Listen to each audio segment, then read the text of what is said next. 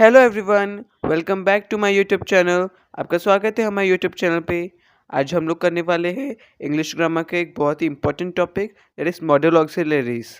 ये टॉपिक बहुत बार पूछा जाता है और आपको बहुत ही जल्दी लोअर स्टैंडर्ड्स में सिखा दिया होगा ये टॉपिक। बट आज हम लोग इस टॉपिक को बहुत ही डिटेल में करने वाले हैं, क्योंकि इस टॉपिक पे बेस्ड कुछ डिफ़िकल्ट क्वेश्चंस जैसे कि मॉडल ऑक्सिलरीज के फंक्शंस बताने को, ये सब जो क्वेश्चंस जो बहुत बार डिफ़िकल्ट लगते हैं, ये सब भी हम लोग देखने वाले हैं। सो आज के वीडियो को मिस मत कीजिएगा, और अगर आप हमारे चैनल पे नए हैं और या फिर हमारे चैनल को आपने अभी तक सब्सक्राइब नहीं किया, तो सब्सक्राइब कर दीजिए जल्दी, इस तरह के अलग-अलग ग्रामर वीडियोज़ के लिए और इम्पोर्टेंट टॉपिक्स और क्वेश्चंस के लिए। तो चलिए शुरू करते हैं आज के हमारे टॉपिक के साथ। और आज हम लोग सिर्फ मॉडल ऑक्सिलरीज ही नहीं, हम ऑक्सिलरीज भी करने वाले हैं। और हाँ, मैं आपको एक एक्सरसाइज भी बताऊंगा, और मैं आपको बताऊंगा कि किस तरह जल्द से जल्द उनका फंक्शन आइडेंटिफाई करना है, और कुछ कॉमन फंक्शंस और कॉमन मॉडल ऑक्सिलरीज भी बताऊंगा। So don't miss this video and watch this video till the end, and don't forget to subscribe and like this video. So हम लोग मॉडल ऑक्सिलरी वर्ब्स पढ़ने से पहले पहले ऑक्सिलरी वर्ब्स जान लेते हैं वो क्या होता है, क्योंकि हम लोग को जब बेसिक आता है तभी तो हम लोग उसके आगे का पढ़ सकते हैं, उसका नेक्स्ट लेवल का पढ़ सकते हैं। सो बेसिक चीज़ें हम लोग थोड़ी सीख लेते हैं। मैं जानता हूँ आपने ये पहले भी बहुत बार सीखा होगा मॉडल ऑक्सिलरी और ऑक्सिलरी वर्ब्स, बट आज हम लोग थोड़ा डिटेल में करने वाले, इसलिए मैंने सोचा कि आपको बेसिक भी क्लियर करवा देना चाहिए। तो चलिए हम लोग पहले थोड़ा देखते हैं कि what is auxiliary verbs. The verbs be, am, is, was, etcetera have and do when used with ordinary verbs to make tenses, passive forms, questions and negatives are called auxiliary verbs or auxiliaries. Auxiliary is equal to helping. So auxiliary verbs को हम लोग helping verbs भी बोलते हैं. Remember this. Alright. So the verbs be, am, is, was, ये सब verbs आपको पता होगा। अब लोग यूज़ करते हैं, क्यों यूज़ करते हैं? हम लोग टेंस इंडिकेट करने के लिए ये सब वर्ब्स को यूज़ करते हैं। हाँ, मेन वर्ब्स के साथ इन वर्ब्स को यूज़ किया जाता है, इसीलिए इनको हेल्पिंग वर्ब्स बोलते हैं हम लोग। अगेन आई एम रिपीटिंग, ये भले ही ऑक्सिलरी वर्ब्स है, पर इन्हें हम मेन वर्ब्स के साथ ही यूज़ करते हैं, और इन्हीं की वजह से हम लोग टेंस बता पाते हैं। सो ऑलवेज रिमेंबर कि auxiliary verbs are always used with the main verb. ऐसा होता है कभी कभी कुछ कंडीशंस में कि ऑक्सिलरी वर्ब यूज़ नहीं किया, या फिर ऐसा भी कंडीशंस होती हैं जिसमें ऑक्सिलरी वर्ब ही हमारा मेन वर्ब हो जाता है, जब कोई और वर्ब होता ही नहीं सेंटेंस में। आपने ऐसा बहुत बार देखा होगा। So these are the auxiliary verbs. अब ऑक्सिलरी वर्ब्स और मॉडल ऑक्सिलरी वर्ब्स में आपको ध्यान रखना है कि कौन से ऑक्सिलरी और कौन से मॉडल ऑक्सिलरी। मेनली जो ऑक्सिलरी वर्ब्स है वो है am, is, was, have, do. They are very used, commonly used we can say. Okay, when used with ordinary verbs to make tenses, so they are used to make tenses। मैंने जैसे कि अभी आपको बोला, passive form में भी use किए जाते हैं, क्वेश्चंस में भी यूज़ किए जाते हैं। To make questions we used these helping verbs, and also for negatives. Negatives, अब नेगेटिव्स कैसे मैं बोल, जब आपको आप सबको पता होगा डो का डोंट, ऑलराइट, फिर वॉज का वॉजेंट, एम का आरंट, इज का isn't. So to make negatives also these verbs are used. आपने क्वेश्चन टैग तो किया ही है, मैंने आपको एक्सप्लेन भी किया था, तब हमने ये सब किया है कि हम लोग को अगर कोई क्वेश्चन टैग ऐड करना होता है, तब हम लोग को सेंटेंस में जो मॉडल ऑक्सिलरी वर्ब है उसे देखने का, मतलब हेल्पिंग वर्ब को नेगेटिव फॉर्म में डालने का। आपको समझ में आ रहा है कि मैं क्या बोल रहा हूँ? All right. तो चलिए अब हम लोग आगे बढ़ते हैं। The verbs can, could, may, might, will, would, shall, should, must and ought are called modal verbs और मोडल्स। तो ये सब हैं, ये सब हेल्पिंग वर्ब्स नहीं, ये सब है मॉडल ऑक्सिलरी वर्ब्स। ये सब बहुत ही कॉमन मॉडल ऑक्सिलरी वर्ब्स है। सो ये इन सबको आपको याद रख लेना है, क्योंकि आपको बहुत बार ऐसे क्वेश्चंस भी आते हैं कि fill in the blank with appropriate modal auxiliary, और आपको ब्रैकेट में नहीं दिया होता बहुत बार।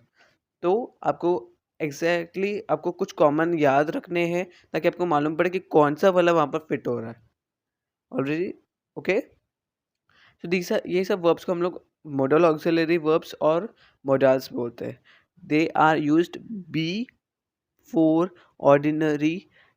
before ordinary verbs and express meanings such as permissions, possibility, certainty, necessity, need, and dare can sometimes be used like modal verbs.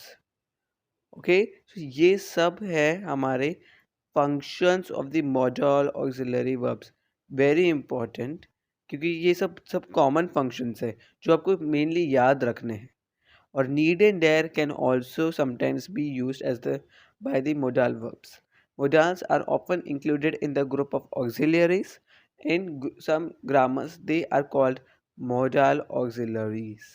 So modal verbs को auxiliary के group में हम लोग include करते हैं, that's why they are called as modal auxiliaries. The modals can, could, might, shall, should, will, would, must, and ought are termed defective verbs. So these all verbs are defective verbs because some parts are wanting in them.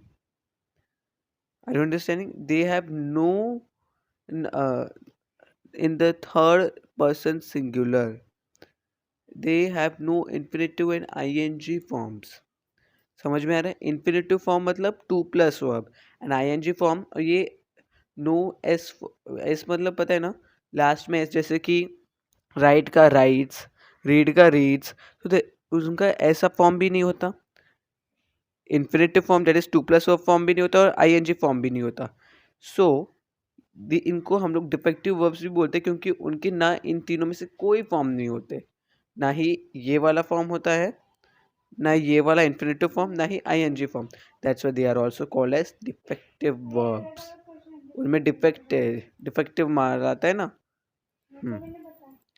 Alright, now let's go forward towards the modal auxiliary verbs. But before that, I would like to tell you some functions of some auxiliary verbs. Like be. The auxiliary be is used in the formation of continuous tenses. Like example, he, sorry, he will be working at this time tomorrow. Like this. In the formation of the passive, then be followed by the infinitive is used. Okay, so be is followed by the infinitive to indicate a plan, arrangement, or agreement. Okay, so these are some functions of the auxiliary verb be. You don't have to remember those because they will not ask for auxiliary verbs. One more point I will tell you, be is used in the past tense with the perfect infinitive to indicate an arrangement that was made but not carried out. I hope that you understand. So be के functions तो हो गए, अब have के functions में आपको बताता हूँ। The auxiliary have is used in the formation of the perfect tenses. आपको सबको पता है हैव और हैज़ यूज़ करते हैं हम लोग in the formation of perfect tense, present perfect tense में बोल रहा हूँ। Have to and also future perfect tense में भी यूज़ किया जाता है। Have to is used with the infinitive to indicate obligation, as like example is I have to be there by 5 o'clock. So on obligation is indicated. Okay, and he had to move the furniture himself, so here had is also showing obligation. In negatives and questions, have to and had to are used with do, does, did. Example, they have to go, they don't have to go. All right, so here they are used as with the do they have to go. so negatives and questions में वो इस तरह use किए जाते हैं, have को। Alright, अब मैं द ऑक्सिलरी डू पता है ना, is used to form the negative and interrogative of the simple present and simple past tenses of ordinary verbs. Like example is he doesn't work, he didn't work, does he work, did he work. ये सब negatives और interrogatives form करने में do उसके forms जैसे कि does और did वो यूज़ किए जाते हैं to avoid repetition of previous ordinary verb. अभी इसका मतलब क्या है, एग्जाम्पल मैं आपको बताता हूँ। Do you know him, yes I do. So हम लोग नो हिम की जगह पे हम लोग आई डू ऐसा बोला तो उससे जो रिपीट नहीं करना पड़ा।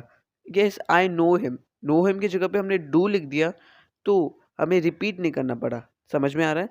Again I am telling you one more example. She sings well. Yes she does. So इसका आंसर में मैं ऐसे हम लोग रिप्लाई कर सकते हैं, हम लोग रिप्लाई करते भी हैं। You met him didn't you? Okay. Do is also used to emphasize the affirmative nature of a statement. You do look pale. I told him not to go, but he did go. So this is the this I am telling you this all about do, did, does. This is all same for these three. Don't consider it's only for do. In the imperative, do makes a request or invitation for more persuasive. Don't be do be quiet. Oh, do come. If it's going to be such fun. Alright, so in such cases do is strongly stressed. Imperative sentences में जैसे कि request या order में हम लोग do use करते हैं to make a request और इनविटेशन। ठीक है, तो ये सब मैंने कुछ ऑक्सिलरी वर्ब्स के फंक्शंस आपको बताए, जैसे कि बी हैव डू जो कि इंपॉर्टेंट वाले थे। अब हम लोग थोड़ा मॉडल ऑक्सिलरी की तरफ भी जाते हैं। Model auxiliaries, a verb used to express the mood or attitude of a speaker is called a modal auxiliary. Okay, so हम लोग एक modal auxiliary verbs are which verbs? They are the verbs which are used to express the mood. हम लोग mood और attitude जो speaker का है वो express करने के लिए modal auxiliary verbs use करते हैं। Auxiliaries are also known as helping verbs, जैसे कि हमने अभी भी पढ़ा। They are always used with the main verb, ये बहुत इंपॉर्टेंट चीज़ है, which is the action verb। अब सबको पता है action verb क्या होता है। Alright, अब आगे बढ़ते हैं। Look at these examples. The school will be closed on Sunday. So the school will be closed on Sunday. Here the closed is the main action word and will is the helping verb used with it. Alright, next one I'm telling you.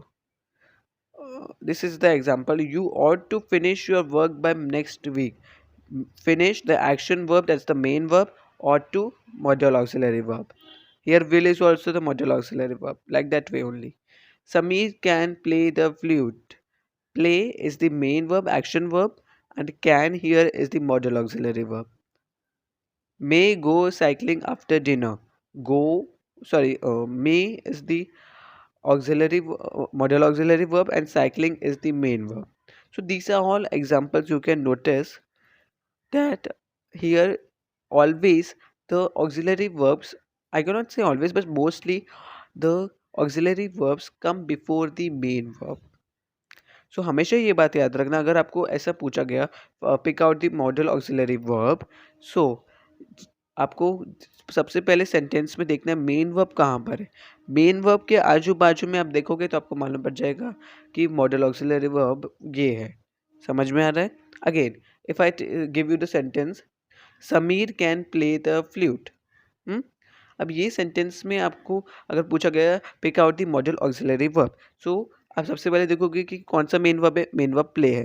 तो अभी play के साथ कौन सा helping verb auxiliary verb है, can. So this is the modal auxiliary verb. समझ में आ रहा है? One more example I will give you. I can swim across the river. So swim is the main verb, आपने ये देखा। अब आप देख सकते हो कि उसके साथ जो वर्ब है वो है कैन, और वो मॉडल ऑक्सिलरी वर्ब है क्योंकि वो एबिलिटी दिखा रहा है। ये फंक्शन की बात आ गई जो हम लोग अभी आगे देख रहे हैं। आगे बढ़ते हैं अभी। और एक एग्जांपल है, I might buy a new pair of trousers. Could you please fetch me the blue book? So in these two examples also again, my here by is the main action verb and might is the modal auxiliary verb which is with it. So they are always used with the main verb which is the action verb. And here also you can see, could you please fetch me the blue book? Fetch is the main action verb and could is the modal auxiliary verb here. I hope that you understood how to identify the modal auxiliary verbs. The moods and attitudes expressed in the sentences given above are, that all sentences that we saw till now, उन सब में moods और attitudes जो कि model auxiliaries express कर रहे थे, they are ability, possibility, seeking permission, the possibility, define action in future, necessity and obligation, making a polite request. So these are all the attitudes and moods expressed, या फिर function बोल सकते हैं हम लोग, जो जो मॉडल ऑक्सिलरीज हमने देखे। जैसे अभी अभी मैं आपको वो सब एग्जांपल्स फिर से दिखाता हूँ, तब मैं आपको बताता हूँ कि फंक्शन क्या है। उन सब में हमने जब अभी जैसे कि देखा, अब देख सकते हैं यहाँ पर मॉडल ऑक्सिलरीज में पहला example, the school will be closed on Sunday. Here it is, you can see here the function is define action in future, will be। समझ में आया? will be यहाँ पर क्या कर रहा है, define action in future, this is a function of modal auxiliary। और आपको लगता है कि will be जैसे वर्ड्स, shall be जैसे वर्ड जो हम लोग फ्यूचर टेंस में इसीलिए यूज करते हैं कि because they are defining action in future. So always remember, mostly जब will be और shall be modal auxiliary verb होगा तो यही फंक्शन मोस्टली आता है। फिर सेकेंड वाले में हमने देखा था you ought to finish your work by next week. यहाँ पर हमारा मॉडल ऑक्सिलरी है ऑट टू। तो इसका यहाँ पर क्या काम हो रहा है, नेसेसिटी और ऑब्लिगेशन। तो यहाँ पर नेसेसिटी हमको बताई जा रही है कि हाँ तुम्हें ये करना पड़ेगा, या फिर इसे हम ऑब्लिगेशन भी बोल सकते हैं। So remember, ought to is mostly for necessity and obligation, या फिर पास्ट हैबिचुअल को एक्शन के लिए भी होता है, हम आगे पढ़ेंगे वो। बट आपको सेंटेंस में जो मीनिंग है उसके हिसाब से हम लोग को मॉडल ऑक्सिलरी का फंक्शन डिसाइड करना होता है। नेक्स्ट है Sameer can play the flute. So year can is indicating the ability, वो कर सकता है, सो ये उसकी एबिलिटी है, so that is indicating the function of ability. May go cycling after dinner. So year may is seeking permission. So can I go cycling after dinner? This, so can is also seeking permission.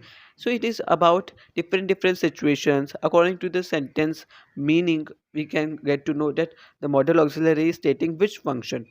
But there are some common functions that a particular modal auxiliary verb can only show. So there is some limitations that can show this many is only like that. So that we are going to talk about that also.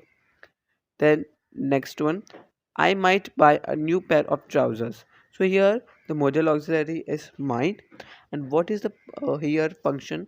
It is possibility. हाँ मैं शायद ऐसा करूँगा, so it is possibility. So ये sentence की meaning पे ही हमको समझ में आ जाता होगा। फिर could you please fetch me the blue book? Could, here it is indicating making a polite request. So these are all the functions that we need. Okay. Now let's again come back here. The most commonly used modal auxiliaries are very important. Remember these.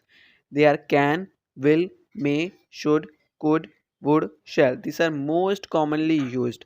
Remember this. Now let's learn the functions of modal auxiliaries.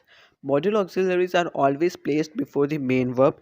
They cannot be used alone without the main verb. So it is not possible to use them without the main verb. This you remember. Don't try even to make a sentence without the main verb and only the auxiliary verb. He could climb up a tree. Could is the modal auxiliary verb. Climb is the main verb. You must attend the meeting. Must is the modal auxiliary. Attend main verb. So again I am repeating the same some examples so that you get a again revision, because we are going to do the function, so you need to be clear with this. Modal auxiliaries do not change their form with the person and number of the subject. I should study, we should study, they should study. So module auxiliary verb जैसे कि यहाँ पर should है, वो अपना form change नहीं करते, singular plural उनका कुछ नहीं होता। जैसे हम लोग के जो मेन वर्ब होते हैं उनका फॉर्म चेंज होता है अकॉर्डिंग टू द टेंस, और बहुत बार but modal auxiliaries don't change their form with person and number. मतलब दे, वी, ये प्लूरल बता रहे हैं हम लोग को, आई सिंगुलर बता रहा है। सो आई से हम लोग वी में आए तो कुछ चेंजेस हुए मॉडल ऑक्सिलरी में, हमने सिंगुलर टू प्लूरल किया, कुछ चेंज नहीं होगा. So they don't change with the form of the with their form with the person and number of the subject. कितना भी हो, you should study, he should study, she should study. So देखो, I should study, we should study, they should study, you should study, he should study, she should study. हर जगह should ही आएगा. So they will not change their form with the number of persons. समझ में आ गया ये बात? बहुत clear होनी चाहिए. आप ऐसा नहीं लगता you shoulds, they shoulds study, ऐसा कोई फॉर्म नहीं होता. They are the same only. They don't have the singular plural forms. Permission, may, can and could. So for permission, mostly used are may, can, could. Okay. So for the function permission, the main modal auxiliaries verbs used are may, can, could. May, can and could are used to suggest permission. Can is informal. May polite is polite. Could is more than may. So the proper model to be used depends upon the persons involved and the situation. So may, can, could में से आपको कौन सा proper modal auxiliary verb use करना है, वो किस पे डिपेंड करता है? It depends on the persons involved and the situation also. अब मैं एक एग्जांपल देके आपको बताता हूँ, ठीक है? A son is speaking to his father, ये कॉन्वर्जेशन है. अभी ये एग्जांपल लिया है हमने यहाँ पर. Son, can I go out to play? So son is saying can I go out to play. Here he is using can. बराबर, यहाँ पर ये अप्रोप्रिएट है. Father says yes son you can, again can you see that? तो यहाँ पर वो दूसरा फंक्शन है, यहाँ पर हमें बता रहा है, but according to the situation. But only after you finish your homework, son and father are not formal with each other, so they can use can. They are not formal with each other, मतलब वो बोलेगा आप या फिर sir, ऐसे कुछ formalities नहीं है, क्योंकि वो सन एंड फादर का है, इसलिए they can use can, directly वो कैन यूज कर सकते. But if a subordinate is talking to his officer, so subordinate will say I submit the project tomorrow. So अभी वो यूज़ करेगा may, क्योंकि वो अपने ऑफिसर से पूछ रहा है. सो वो फॉर्मल है, ये फॉर्मल है. सन और फादर के बीच में कुछ फॉर्मेलिटीज़ नहीं होती, but there is a formality. आपको सबॉर्डिनेट को अपने ऑफिसर को रिस्पेक्ट देनी पड़ती है कुछ. तो that's why he uses may in, like in the way आप लोग भी जब क्लास में एंटर करते हो, may I enter the class teacher, ऐसे आप लोग पूछते हो ना. So you are also, why you are asking this? अपने घर में ऐसे पूछते हो नहीं ना? नहीं पूछते ना ऐसे. सो इसलिए क्योंकि वहाँ पर फॉर्मेलिटी है, क्योंकि you are giving respect to the teacher. That way only a subordinate is giving respect to officer because there are some formalities there. Yes, you may. So here he is also using may. So he has also some formalities. He also has to use some properly. He has to give respect to his colleagues. So here the subordinate is being very polite while the officer is giving a formal permission. This is formal. तो समझ में आ रहा है कि formal और informal. Can is always used in informal, कि normal relations में हम लोग can use करते for permission, but may is used as very formal. समझ में आ गया कि कैसे यूज करते. Okay. And could is more than polite, is more polite than may. समझ में आया? तो उससे भी ज़्यादा है. ये हमने पहला देखा, permission, that is a function of model auxiliaries. अब दूसरा आगे वाले देखते हैं, ability, next function of model auxiliaries. Ability कौन कौन से मॉडल ऑक्सिलरीज शो करते हैं? Can, could, be able to. So these are the three modal auxiliaries which shows the function of ability mostly.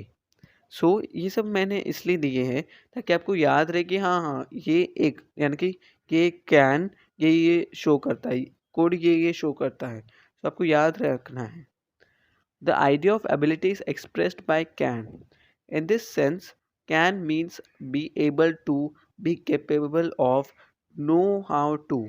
सो मुझे आता है, मैं इसके काबिल हूँ, फिर मैं ये कर सकता हूँ। इसके लिए कैन हम लोग यूज़ करते हैं एबिलिटी में, and mostly for ability can is only used. Ability in the past is expressed by could. अब एबिलिटी इन द पास्ट, मुझे ये आता था, ये दिखाने के लिए हम लोग यूज़ करते हैं कुड, इसलिए वो यहाँ पर इसमें मेंशन्ड है। Can and could also suggest opportunity. So वो अपॉर्चुनिटी भी सजेस्ट करते बहुत बार। Can is used for the present, could for the past, be able to can be used in any tense. Can हम लोग यूज़ करते for the present always, could हम लोग यूज़ करेंगे for the past always. Be able to, this can be used for any tense. Example देखिए आप, she is able to perform the task, I was able to cook dinner on my own. So here this is present and this is past. लेकिन be able to उसी तरह का रहा. It is not changed. हम लोग be able to मतलब ये नहीं कि be साथ में होगा, हम लोग उसे ले रहे able to, लेकिन हम उसे ऐसे लिखते हैं be able to जब हम लोग modal auxiliary की ability की बात करते हैं. So she is able to perform the task. Present. I was able to cook dinner on my own. Past. दोनों में ही able to ही यूज़ किया. So it does not change according to tense. It can be used in any tense. They will be able to watch the show from the last row. Future में भी वैसे ही होगा. So याद रखिए ability वाले कौन से हैं? Can, could and able to. Be able to. Can always in the present tense. Could always in past tense. Be able to in any tense. So जो भी appropriate आपको लगे ability, अगर वहाँ पर सिचुएशन या फिर सेंटेंस में फिल इन द ब्लैंक्स ऐसे आया और इन तीनों में से कोई एक लगाना है आपको, क्योंकि आपको एबिलिटी वाला दिखाना है, तो अब अप्रोप्रिएट जो भी लगे, प्रेजेंट टेंस, पास्ट टेंस या फिर जो भी अप्रोप्रिएट लगे, आपको सुटेबल लगे, आपको वो फिलअप करना है। तो आप ये सब नोट डाउन कर लीजिए कि एबिलिटी के लिए कौन से हैं, कौन से मॉडल ऑक्सिलरीज पॉसिबिलिटी दिखाते हैं। So if you will remember this, तो ये आपको प्रॉपरली आप वहाँ पर फिलअप कर पाओगे। पांचवा है पॉसिबिलिटी। अब ये पांचवा फंक्शन कौन से मॉडल ऑक्सिलरी दिखाते हैं? May, might, could. May a suggest a good possibility. तो ये जो मे मॉडल ऑक्सिलरी है वो it will always suggest a good possibility. Your wallet may be in the drawer. So यहाँ पर हमें ऐसा लगता है हाँ एक आशा मिलती है, मतलब मेरा वॉलेट मेरा घूम गया और मुझे नहीं मिल रहा।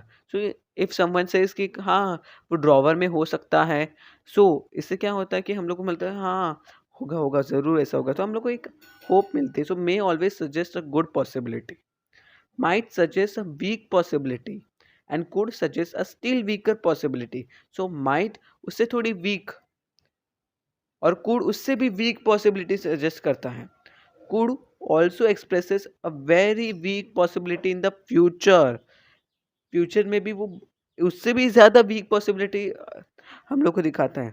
Look at the use of could in these sentences. Okay, thankfully he could deliver the parcel on time. Ability in the past, he could be at home. A very weak possibility in the future कि हाँ वो शायद घर पे होगा। सो ये बहुत ही ज़्यादा वेरी क्या बोलते हैं हम लोग, a very weak possibility in the future. समझ में आ रहा है? So again I am repeating, may is used for a good possibility, हम लोग उसके लिए यूज़ करते हैं may. Might suggest a weak possibility और कुड सजेस्ट वो उससे भी ज़्यादा वीक पॉसिबिलिटी, और अगर कुड हम लोग फ्यूचर टेंस में यूज़ करते तो उससे भी ज़्यादा वीक पॉसिबिलिटी वो हम लोग को सजेस्ट करता है।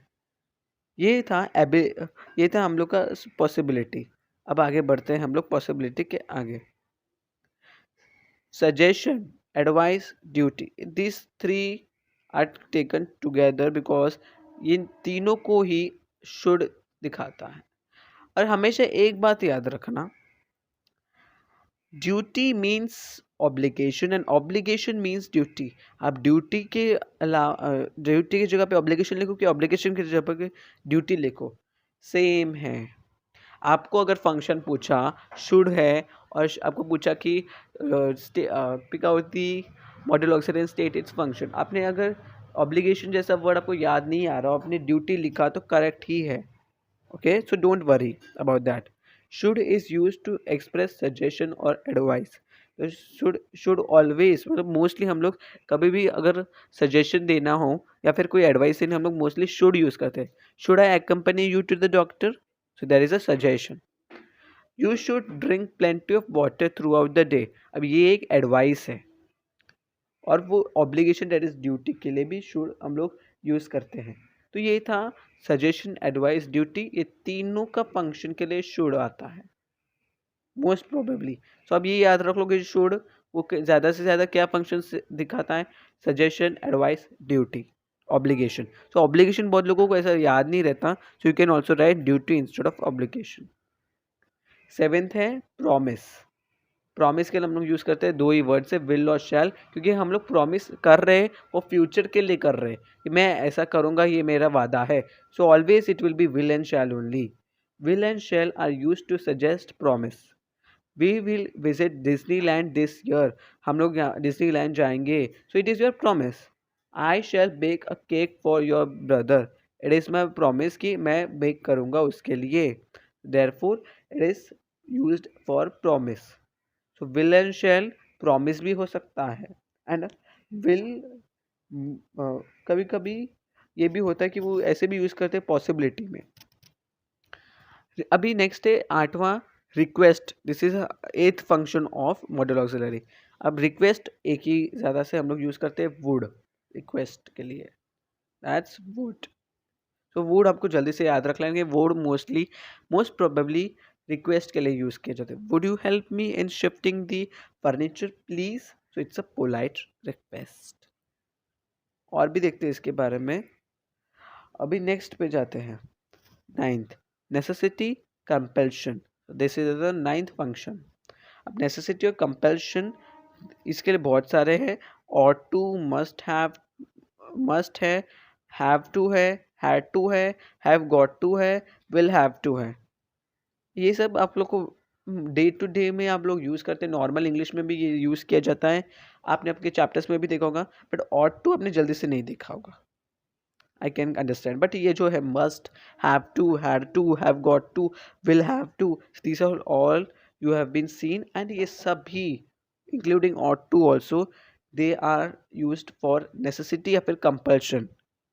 Tomorrow is the last day to submit the report. I must finish it by today evening. So this is a necessity. Must, हाँ मुझे ये करना ही होगा, ये मेरी ज़रूरत है। नेसेसिटी और कंपल्शन के बीच में ये डिफरेंस बताओ कि आपको करना ही होगा वो ज़रूरत है तो वो नेसेसिटी है, लेकिन आपको करना पड़ेगा दैट इज़ योर प्रॉब्लम या फिर आपकी मजबूरी, दैट इज़ कंपल्शन। सो ये डिफरेंस नेसेसिटी और कंपल्शन के बीच में, तो याद रखना। In a hostel you have to do all your work on your own, so you have to do, करना ही होगा, पड़ेगा, तो that is compulsion। have got to clean the house as the maid is on leave, so as the maid is on leave, तो उसको they have to clean their house on their own। so ये necessity भी है, compulsion भी, उनकी ज़रूरत भी है और उनको करना पड़ेगा भी, तो ये दिस इज बोथ। तो इसमें से आप कोई एक भी लिखोगे ना, कभी कभी ऐसा भी होता है कि दोनों साथ में आते हैं, तो कोई भी एक लिखोगे तो आपको मार्क्स मिलेंगे। बट आपको नॉर्मली आपको पहले ध्यान देना है कि वो ज़्यादा क्या दिखा रहा है, नेसेसिटी ज़्यादा दिखा रहा है कि कंपल्शन। 10वां फंक्शन है needn't suggest that there is no necessity और कंपल्शन। अब ये जो नीडेंट, ये भी एक मॉडल ऑक्सिलरी, नीड भी एक मॉडल ऑक्सिलरी है। तो ये जो नीडेंट वर्ब है, जो जो नेगेटिव फॉर्म है उसका, it suggest that there is no necessity, कोई नेसेसिटी नहीं है, कोई कंपल्शन नहीं। This is exactly contractory to this, contradictory to this. So ये दोनों, आप ये बहुत सिंपल वाला चीज़ है कि इसका कॉन्ट्राडिक्टरी उसका नेगेटिव फॉर्म ही होगा, ऑब्वियस है। You need not accompany me to the doctor, you need not accompany me to the doctor, मतलब उसको ज़रूरत नहीं है। सो हियर नीडेंट या फिर नीड नॉट दोनों एक ही चीज़ है। Next one is 11th one, prohibition. अभी प्रोहिबिशन कौन से वाले मॉडल ऑक्सिलरीज दिखाते हैं, must not, ought not to, ought not to और मस्ट नॉट। अब ये मस्ट और ऑट, आपने यहाँ पर देखा ऑट टू और मस्ट, ये दोनों यहाँ पर नेसेसिटी और कंपल्शन दिखा रहे थे, पर यहाँ पर वो प्रोहिबिशन यानी कि क्या बोलते हैं हम लोग, क्या बोल सकते हैं, मना, या फिर हम लोग ऐसा बोलते हैं ना, calculators are prohibited in the exam. So वो रेस्ट्रिक्टेड है, तो उसके लिए हम लोग मस्ट नॉट और ऑट नॉट, सो ये नेगेटिव फॉर्म्स आ जाते हैं। ये वर्ब्स, एक वर्ब का जो नेगेटिव फॉर्म होगा एक मॉडल ऑक्सिलरी का, वो दूसरा फंक्शन भी दिखा सकता है। ऑब्वियसली वो दूसरा फंक्शन दिखाएगा ही, क्योंकि वो नेगेटिव फॉर्म में। The patient must not be disturbed, it is prohibited to be stressed for the patients. So here it is the function of prohibition, उसको डिस्टर्ब नहीं करना। You ought not to walk to your to you know you ought not to talk to your elders in such a rude way. So as a duty you should not talk in such a to your elders in a rude way. So यहाँ पर ought not to इस prohibition की तरह use किया जा रहा है। 12th one है wish। हम लोग की क्या बोलते हैं, बहुत सारी विशेष होती है ना, इसके लिए हम लोग एक ही यूज करते हैं, may is normally use to express a wish. तो मे वैसे पॉसिबिलिटी में भी यूज करते, परमिशन में भी यूज करते, और विश के लिए भी यूज करते। सो ये याद रखो, may you have a peaceful year ahead, so it's a wish. Dare, 13th one, he dare not refuse my orders. Dare your challenge help to a fight him to a fight. No, I daren't. In the above sentences, dare has been used as a model and it means not to be afraid to do something. We use dare mostly in negative sentences and in questions. ये बहुत rare होता है, ये जल्दी से आता नहीं है। और need भी एक rare है, but need and dare are also considered as modal auxiliaries in some time. In affirmative sentences, other expressions replace dare. ये important थोड़ी चीज़ है। He is not afraid to do what he likes equals to dares to do। समझ में आ रहा है, he dash to do what he likes. तो अगर आप इस सेंटेंस को, ये नेगेटिव है क्योंकि इसमें नॉट यूज किया है, इसको आप जब एफर्मेटिव में कन्वर्ट करोगे तब अब इसके जगह पे डैश टू भी यूज कर सकते हो, नॉट के जगह पे रिप्लेस करके मीनिंग सेम करने के लिए। He dash to do what he likes. So ये ऐसे भी इसे यूज किया जाता है। Dare can also be used as a normal verb. Then negative and questions are formed with do or did. देखो ऐसे, don't dare to climb that tall tree. So यहाँ पर dare is as a normal verb used. The child didn't dare to complain. So यहाँ पर भी वो एक normal verb की तरह use किया जा रहा है. Do you dare to challenge him to a fight? So here is also again he is working like a verb. ये truth और dare का dare है. These sentences can also be written without the use of the to verb. I don't dare climb that tall tree. ऐसे देखो, I am not afraid to climb that tall tree, कि वहाँ पर हमको to निकालना है, तो हम लोग ऐसे भी लिख सकते हैं, I don't dare climb that all tree. So यहाँ पर टू की ज़रूरत ही नहीं पड़ी। The child didn't dare complain, यहाँ पर देखो, यहाँ पर हमारा था द चाइल्ड, ओके, तो the child didn't dare complain. ये सेंटेंस में भी अपने हम लोग को अगर ऐसे भी लिख सकते हैं, the child was not afraid to complain. तो टू हम लोग को अफ्रेड के साथ लगाना पड़ रहा है, अगर हमको नहीं लगाना तो हम लोग डेयर लगाएंगे, तो डेयर के साथ डू टू की ज़रूरत पड़ती ही नहीं। Do you dare challenge him to a fight? No I don't. So यहाँ पर भी आप देख सकते हो। I hope that you understood what is the function of dare. Last है ये वाला, used. The past tense used expresses a permanent state that existed in the past. Actions and activities that were habitual or customary in the past. Many grandfather used to work on the farm when he was young. So used is also many times used, मतलब ऐसे एक model auxiliary बनता है, जैसे कि यहाँ पर work के लिए वो मॉडल ऑक्सिलरी है। समझ में आ रहा है? That is used for past tense, past habitual actions. समझ गए? और आपको पास्ट हैबिचुअल एक्शंस के लिए आते हैं, और टू को हम लोग पास्ट हैबिचुअल एक्शन के लिए भी यूज़ करते हैं, याद रखना। और टू को पास्ट हैबिचुअल एक्शंस के लिए भी यूज़ करते हैं। ये मैंने इंक्लूड नहीं किया, बट इट्स वेरी इंपॉर्टेंट कि आप इसे याद रखो। It is used for past habitual actions also. ठीक है, अब हम लोग कुछ देखते, let's now See exercise. Choose the correct auxiliary from the given bracket.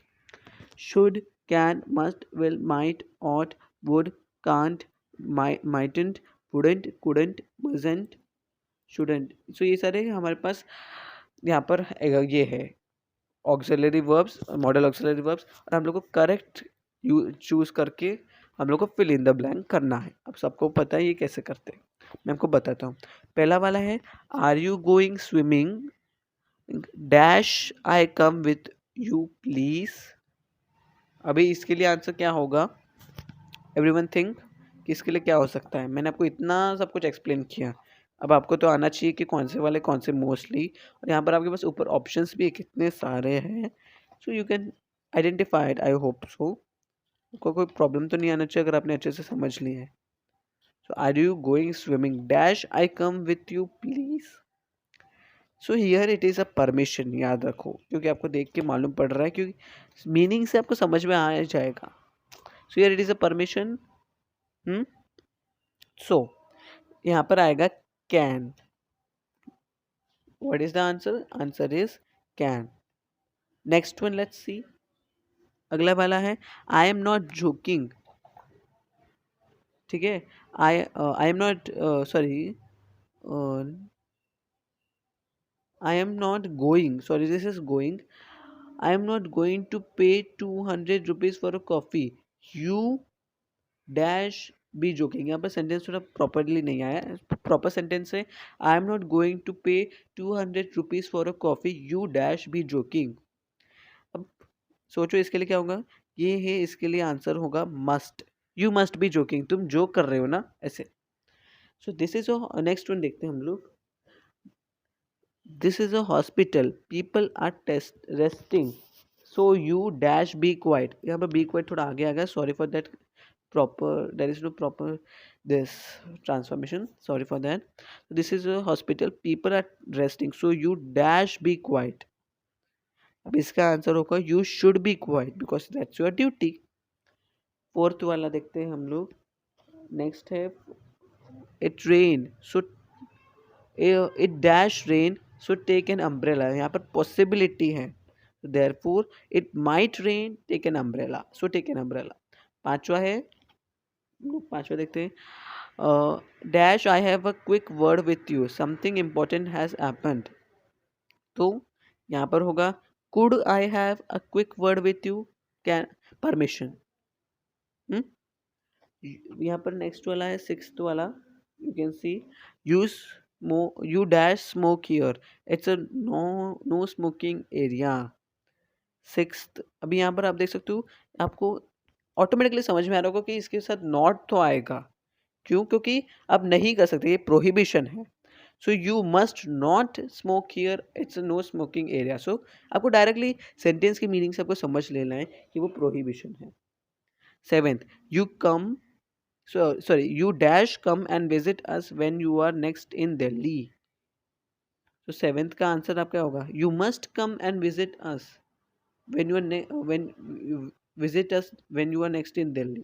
समझ में आ रहा है कि आपको कैसे गेस करना है। I am sure you dash love this film, it's brilliant. इसका आंसर होगा, I I am sure you would love this film, because ये फ्यूचर है, हमने देखी नहीं है, लेकिन हाँ हमें पक्का है ये this is future. Next one is, I dash imagine why she married him, he is so stupid. Ninth वाला, तो अभी इसके लिए क्या होगा, आई कांट इमेजिन, मैं ऐसा सोच भी नहीं सकता, I can't. Then next one is tenth one,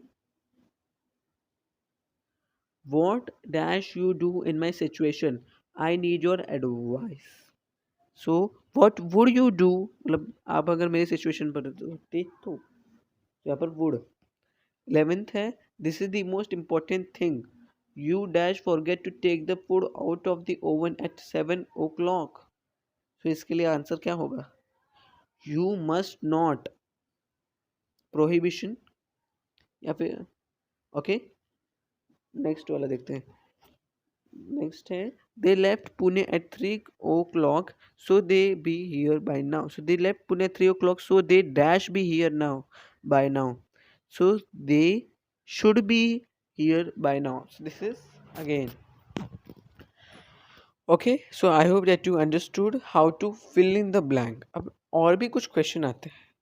Yes, that is like a question like uh, fill in appropriate auxiliary without they have given you some brackets में ऑप्शन भी नहीं दिए होते, फिर भी ऐसा क्वेश्चन आ जाता है.